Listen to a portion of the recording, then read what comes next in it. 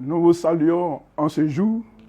Que la grâce et la paix de Dieu soient votre partage et notre partage.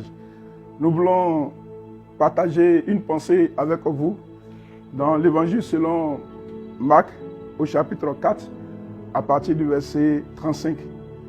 Il est écrit ceci: ce même jour, sur le soir, Jésus leur dit: passons à l'autre bord. Après avoir renvoyé la foule, ils ramenèrent dans la barque où il se trouvait. Il y avait aussi d'autres barques avec lui. Il s'éleva un grand vent, un tourbillon, et les flots se jetaient dans la barque, au point qu'elle se remplissait d'eau.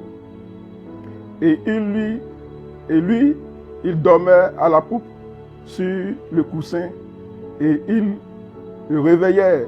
Il lui dit: Maître, ne t'inquiètes-tu pas que de ce que nous périssons. S'étant réveillé, il menaça le vent et dit à la mer: silence, tais-toi. Et le vent cessa. Et il y eut un grand calme. Puis il leur dit: pourquoi avez-vous aussi peur? Comment n'avez-vous point de foi? Il fut saisi d'une grande frayeur et il se dit les uns aux autres: quel est donc celui-ci à qui obéissent même le vent et la mer?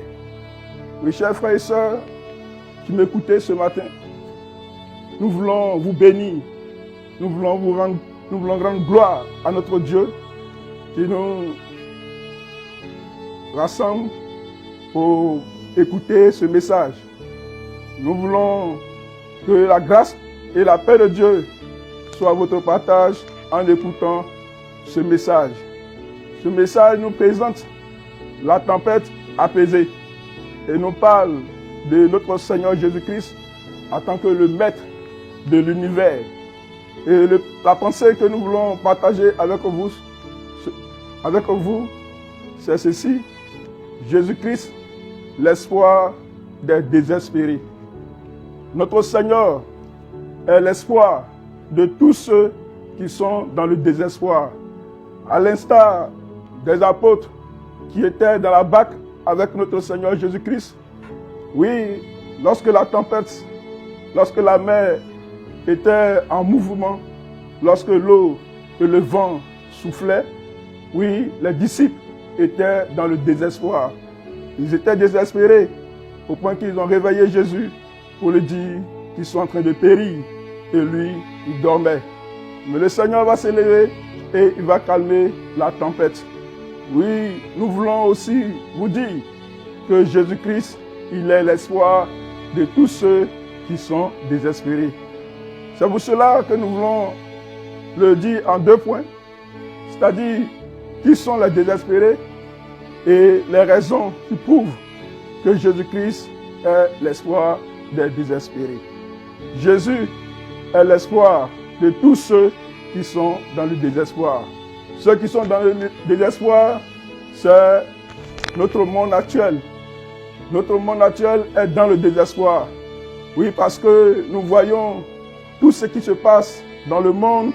Le monde est dans le chaos. Le monde est dans l'inquiétude. Le monde est dans l'incertitude.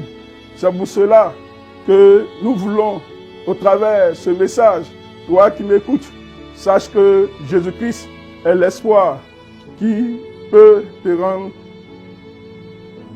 un avenir glorieux et un avenir meilleur. Oui, les disciples étaient aussi dans le désespoir parce qu'ils n'arrivaient pas à calmer la tempête. La barque était remplie d'eau et la mort était présente. C'est pour cela qu'ils étaient troublés, malgré leur technique de pêche, malgré leur savoir-faire dans la pêche, ils ne pouvaient pas arrêter la tempête. Oui, notre monde également est dans l'impasse, est dans l'inquiétude, dans l'incertitude. C'est pourquoi nous voulons à toi qui m'écoutes te dire aussi que si tu es dans l'incertitude, tu ne sais pas où tourner. la tête parce que tu es dans une situation quelconque, dans une situation d'incertitude, de désespoir, sache qu'il y a quelqu'un qui peut t'apporter l'espoir, qui peut t'apporter la certitude, qui peut t'apporter la paix, qui peut t'apporter la joie. Oui, les disciples, lorsqu'ils ont vu qu'ils ne pouvaient pas, ils ont tourné leur regard vers la personne de Jésus, ils l'ont réveillé et il s'est levé et il a réagi, il a calmé le vent et il a calmé la tempête. Oui, Jésus-Christ, c'est lui que Dieu a envoyé sur la terre pour que l'homme soit sauvé. Nous voulons te dire que Jésus-Christ, c'est celui qui a été rejeté. C'est la pierre qui a été rejetée qui est la principale des langues. C'est ce Jésus aussi que le monde actuel rejette, alors que c'est lui qui peut apporter la solution à tous ceux qui sont dans le désespoir. C'est Jésus qui peut t'apporter, pour toi qui es malade, qui est couché, qui ne peut pas te lever, sache que Jésus peut t'apporter la guérison. Pour toi qui es troublé, qui ne sais où aller, sache que Jésus peut t'apporter la solution, parce que c'est lui que Dieu a donné pour notre solution, pour notre vie et pour notre guérison. Jésus est l'espoir de tous ceux qui sont dans le désespoir.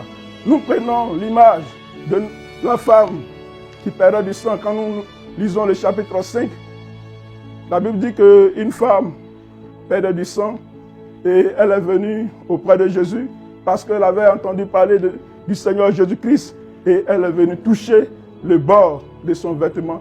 Cette femme, à l'image des disciples, était aussi dans le désespoir. La Bible déclare qu'elle a perdu tout son argent, elle a tout dépensé, elle a cherché la solution, elle n'en a pas trouvé. Et lorsqu'elle a entendu parler de Jésus, elle est venue auprès de Jésus et elle a touché le bord du vêtement de Jésus et elle a reçu la guérison. Oui, toi aussi, si tu es dans cette situation, si tu es dans l'inquiétude, dans l'incertitude, quel que soit ton problème, quelles que soient les circonstances dans lesquelles tu te trouves, sache que tu peux aussi le faire comme cette femme qui est venue toucher Jésus et elle a reçu la guérison.